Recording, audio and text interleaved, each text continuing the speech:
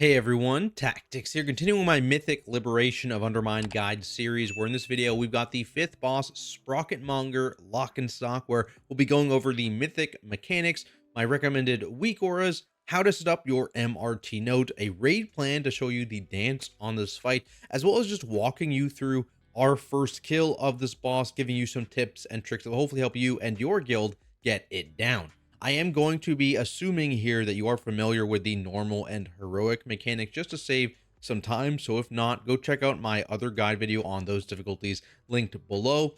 Otherwise, let's cover the two main mythic changes on this boss here, where the biggest one by far is the polarization generator. Basically, at the start of the fight and then intermittently throughout the fight, the boss is going to assign half the raid to be positive, half the raid to be negative. Pretty familiar mechanic for a lot of people. Silken Court obviously had a similar mechanic, but the big thing is that you will be sometimes changed throughout the fight. It doesn't change every player, it changes some players. And if you ever touch anyone of the opposite color, you trigger this blast. It knocks back you and the player a fair bit, and then you get a really dangerous 6-second dot.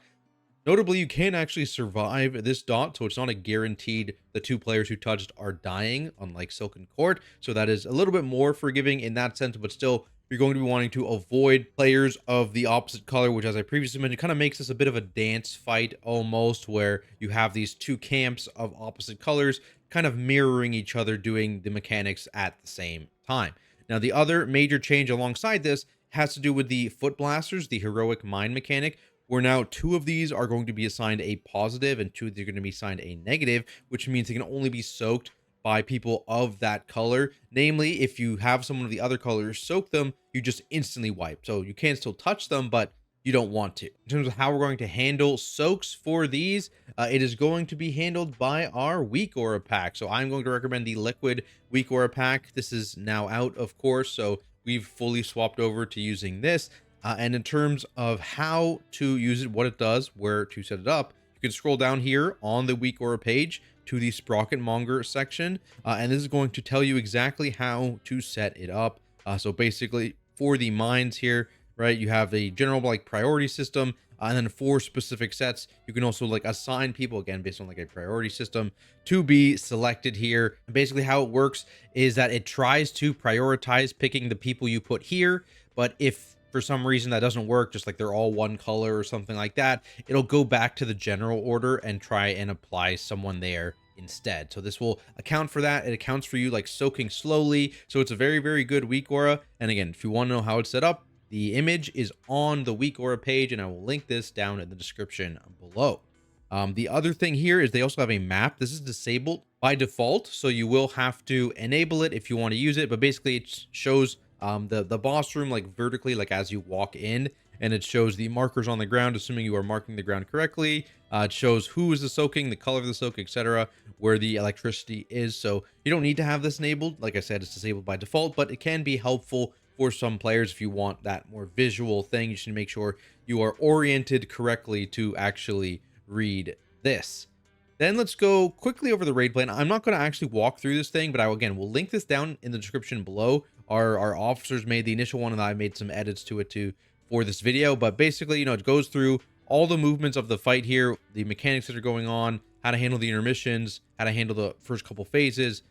It goes through everything here. So this is a pretty great resource for you guys to use. It'll be linked down in the description below. But I'm basically going to go through the boss fight as I'm going through the notes in this. So let's go through that now. Actually, before going into it, let's quickly talk comp. It's a standard 2 tank 4 heal, but the total number of ranged you have is important. You need to have at least 9 ranged, and I can recommend having 10 if possible, especially early on when you're learning. Sometimes people can die, and the reason for that is for the drills. This targets 3 random players at a time, and it happens 3 times per phase. How these function is that they cannot target the same player in a phase twice unless people have started dying, and it will always prioritize an untargeted ranged player. So that means that there's going to be 9 drills per set, so you need 9 range to make sure that this never goes on a melee play. That's how that works.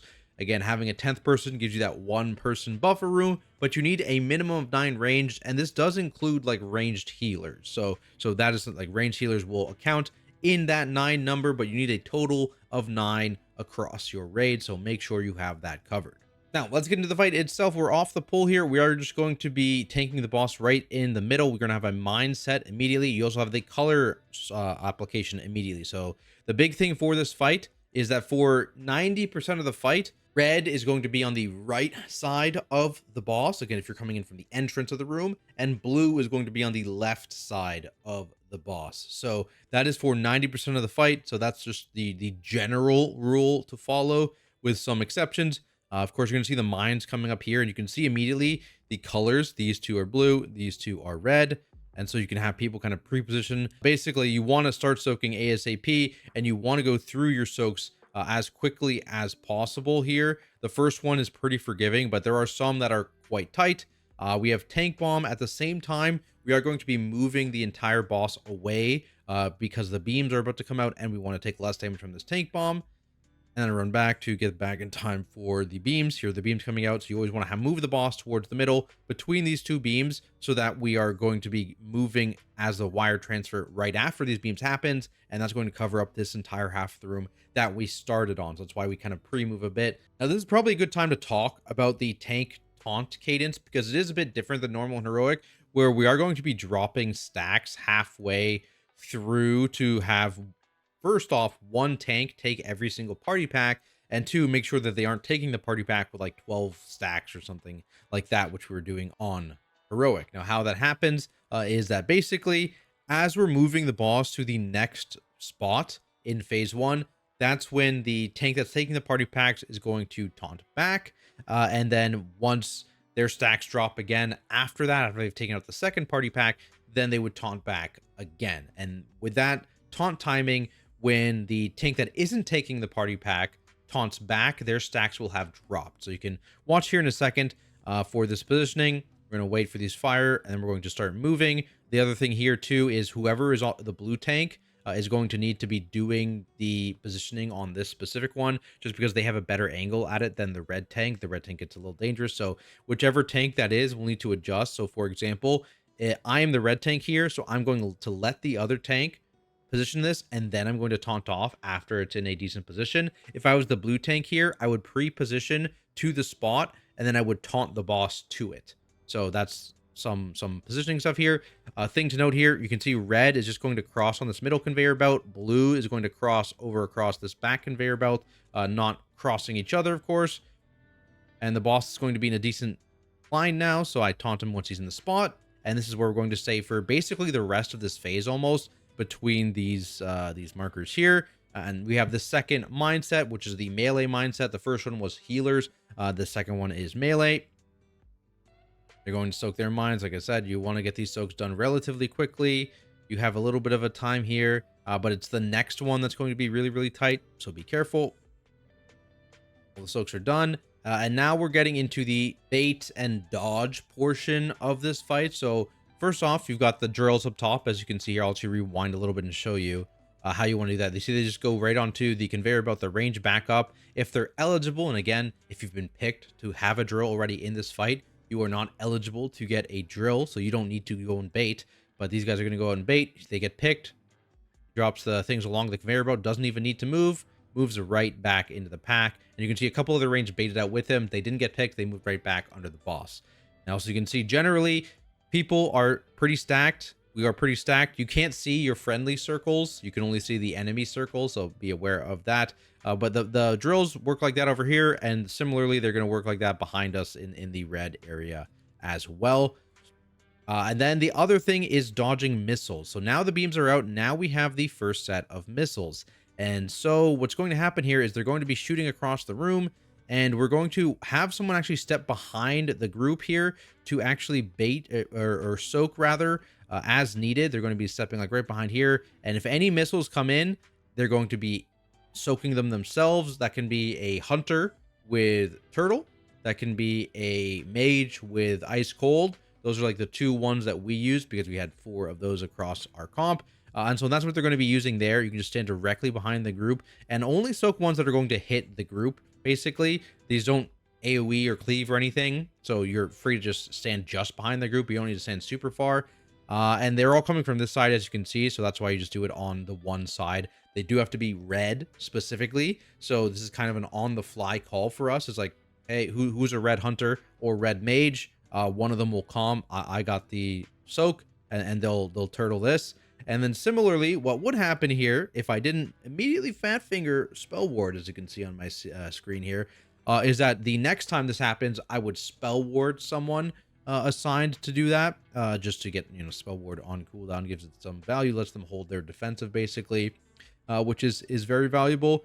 And so that's how this works. This is obviously the next tank run out. I'm noticing I pop spell ward, so I don't pop another defensive. I can run right through missiles with spell ward.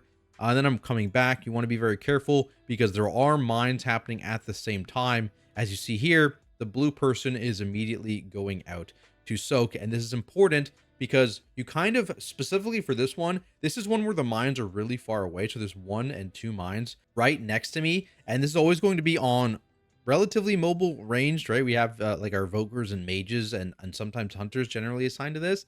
And so it's very important that if you are possible to be selected for these two back here, you need to, 1, have movement ready, and 2, kind of almost pre-move a little bit. Like you can see here, when I run back, you can see like where the people that can potentially be chosen are kind of cheating a little bit, right? They're cheating, and then he sees it, boom, he's big movement gone. And that's very, very important because you need to make sure that you are able to get out there and soak that mine on time, because this is one of the really, really tight ones. Boom, it gets detonated. It's also pretty dangerous for the people out there. I think we assign externals and stuff out there to make sure that those people are healthy. And then we can get these 2 melee ones in time, and you can see like just a few seconds later, he activates Inventions and the beam goes off. So if you're even like a couple seconds late, you can get killed by these beams. Drills, again, they're doing the same thing where they're just kind of going along the line there. Notice I think we had all 3 on blue side here, so sometimes that does happen. So be aware of that. Try not to cleave each other with your drills. Just try and be stacked, and that'll put them all in the same spot and make them very easy to avoid here. And then this is where we would be spell warding someone. This is the magnet with the beams, with the missiles. And so again, our mage went out to soak, but my spell warding was on CD and is not going to cast on him. He's also now dead. So just make sure you have something prepped for that as well. Again, we had spell ward. If you don't have a prop paladin, you can use a second hunter or mage to do that as well. The problem would be potentially RNG in that situation where, the only person available is like the hunter that used it the first time, for example, because now everyone else is on blue. But generally it should be okay, hopefully, if you assuming you have enough hunters and mages. But the spell ward essentially just makes it so that you never need to worry. That side should always have a soak, assuming your paladin doesn't fat finger spell ward. Now, throughout this phase as well, by the way, there's been changes. I think I've managed to dodge changes every time. Tanks still can be picked for changes. I just haven't so far. There was one earlier. There's another one coming up here in 8 seconds. And now that the second beams are done, we are approaching the intermission. So we are going to move the boss up slightly here towards the orange marker. And you're going to see the orientation. Blues are going to get orient to be knocked, and reds are going to be right next to this warlock gate, because they're going to gate this knockback once the knockback happens. Very important. You don't gate early because you'll still carry the momentum of the knockback. If you gate early, you need to make sure that you are gating after the knockback has been cast to cancel the momentum. This tank pack is also pretty dangerous for non-paladins, especially if you fall in a hole like that. You need a bubble as a paladin late in the cast here. You can see I bubbled right at the last second. And this lets me also be bubbled for the knockback. Now, if you are not a paladin, you need to have some way to either cancel this knockback when you're running out, or you need to be able to drop off the explosion and then get back to the boss in time, whichever side you're supposed to be. So one of those 2 things needs to happen. This is part of the reason why most comps are using paladin as their bomb tank. But I think, probably like warriors, probably also pretty fine. Brewmaster is probably pretty fine. The big thing is just like DK, for example, it has a really hard time getting out far enough. So that's semi-problematic. And then you can see there, good angle of the actual stuff happening, because I turn around and face the boss. Red is going to take this gate here, and they're going to be on this side of the boss. blue is going to get knocked to here. Ranged for blue are going to be here, and melee for blue are going to be here. I am blue, so I make sure I pre-position to the blue area. If I were red, I would need to go over here. So just be aware of that. This tank still does need to obey the side rules. Knockback happens. Intermission, pretty boring. You know, just hit the boss. You got healing absorbs. Healers are healing. Make sure you are not touching the other side, as you can see here. Avoid the swirlies as best you can. And then immediately after this, whoever's the blue tank is going to need to make sure that they pull the boss. So in this situation, I am the blue tank. So I'm going to taunt the boss a little early here.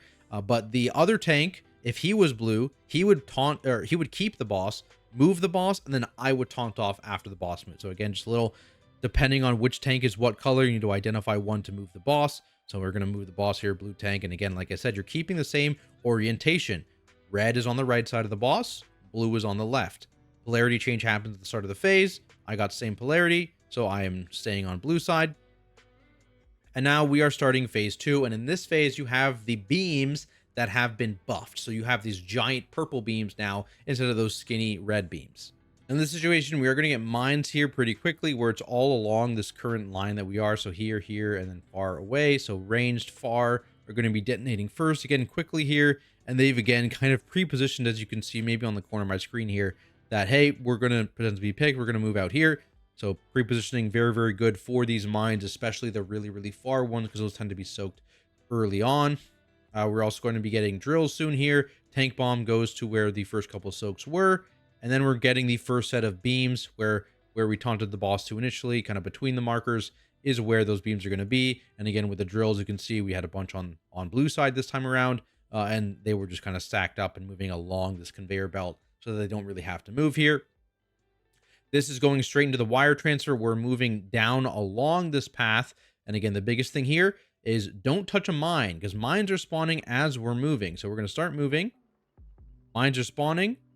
Blue takes this middle conveyor belt. Red can take this whole area here, because this conveyor belt is actually moving in the opposite direction. So that's a bit of a pain there. So be aware of that. But you can jump over middle if that's easier. Be aware, by the way, mines that go across these will knock you up and leave a nasty dot. Also, actually, something I didn't mention is whoever is on the middle conveyor belt in the intermission, they also need to be aware of these mines. These mines also go along this middle conveyor belt during the intermission, so make sure you are dodging those. Moving here, the biggest thing, do not soak these mines. Like I said, there's a blue mine that spawns right in front of red. Be careful. And now is lining up the boss. So in this side, the red tank is the one that kind of lines up the boss. We were on the other side in phase 1. It was the blue tank. So here, I'm waiting for the red tank to kind of line the boss up. And then I'm going to taunt the boss and get him in the correct position. And just like in phase 1, this is the taunt off to make sure that stacks drop before the next bomb. I'm pulling the boss a little bit here. And this is very important. You want to line this up with some of this markers on the ground here. So there's this yellow marker, like little tick. You can see these little ticks. There's this yellow tick right here. And there's also a notch, like you see these notches here. There's a notch right on top of the red stack. So those are the two indicators. Depending on if you're red, you can see the notch easier. If you're blue, you can see this tick easier. Those are the two spots you're trying to line the boss up in this part of the room, because you're going to see in a second here when the beams come out, there is a tiny sliver of safe space. It is very, very scary. So making sure you line up along those things is important for this boss, and also for the stacks as well, of course, because you want to be in the safe spot too. Now, because there's a sliver, it's kind of small. We're right next to the missiles as well. We just drop a barrier on this one. We don't have anyone shielding us. It's just people are going to be hit. We just agree that people are going to get hit, and that's where we pop our disc barrier to ensure that even if you do get hit, you are safe. And then we move across the room here, and so blues are going across, and then the tank is pulling. We had our tank swap here, but as a note, this movement is really scary if the active tank is red. So in this case, I am red because we just got swapped. It's not a big deal. But if the active tank is red, this is the active tank over here. It's very important that the blues go straight to the marker and give the tank room to drag the boss across, and then he can switch sides, because there's going to be no blue tank available because I would be way over here, right? So just something to keep in mind. Give the tank space. as the blue side there. And again, we want to go straight back because we're going to have beams again, and you don't want to be off centered or anyway because we're already lined up to be in the safe spot here. So safe spots are coming out, and this is important. This is a really dangerous screw set because they come out just before with barely enough time. So what you actually want to do with these drills is make a little L shape. Boom, boom, boom, and then they come immediately in. Right? You want to drop all the drills in this area here, or like along here, L, and along here, L, and then come in to the safe area, because otherwise, like if you drop it like all the way down here, 9 times out of 10, you're not going to get to the safe area in time. You're just going to get killed by these beams, so be careful. And we once again have a hunter or mage protecting us from these missiles behind us again. So they're going to be stepping back just behind the group, because again, we're being pulled by that magnet, and they're going to pop their immune, or their massive DR, that's basically an immune, and they're going to eat any missiles that will potentially tag the group. Now, for me, the fight is almost done, right? Where we've got one more bomb set coming out from the tank, one more color swap, and then the knock for the intermission. Now, we are pulling the boss to a similar spot, right towards orange, but you can see that our lock gate has moved. So make sure your warlock does adjust the positioning of this lock gate at some point between the intermission one ending and the start of the next intermission, depending on what color they are. This may be easy or hard, but the boss is now going to go to the other side of the room. So what we've done here now is we're going to have the red team get knocked to keep them on the right side of the room, and the blue team is going to take the gate. So again, same thing as intermission 1, just reversed colors and reversed sides of the boss, because that's where the boss is going for the second intermission. And same deal with this tank bomb here. You're going to see me run it out. You're going to see me bubble really late, and then you're going to see me take or stand over here. Look at what color I am. I switch polarity. I'm blue, so I go towards the lock gate, and then we just do intermission 2. And you can see the boss super low here. This is after the health nerfs to this boss. So the benefit of these health nerfs is that you almost need to do nothing in P3. So we're actually not going to cover the entirety of P3. I will talk about the first 2 overlaps of P3 because those are the only ones that really matter. We were relatively clean through this fight. We ended up losing a couple people here in a second, but P3 is kind of where things get weird potentially for positioning. The new positioning is to pull the boss slightly in, and you have the reds at the top side of the room and the blues at the bottom side of the room. That's the new quote-unquote positioning for this, for the dealing with like the mines. You can see like the red mine spawns right here, blue mine spawns right there, and then you have the alternating mines again far away for range that need to get really far out there and make sure they soak quickly. This is like a mindset as normal. You do need to do this mindset. Again, you can see how low the boss is, though. Even though we have a DPS dead, boss is very low. Tank buff comes out. I go towards where the first mines went. Blow up over here.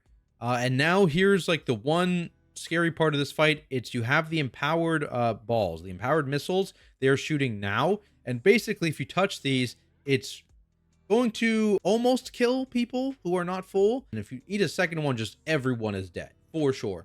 So you basically want to hard tunnel dodging these orbs, and then as these orbs are ending, the wire transfer happens and you need to move to this side of the room, again maintaining the blues up near the blues at the bottom and red is near the top. You can see the drills similarly are just going along this conveyor belt, getting dropped along the conveyor belt. So we're hard dodging these orbs. Someone does eat it.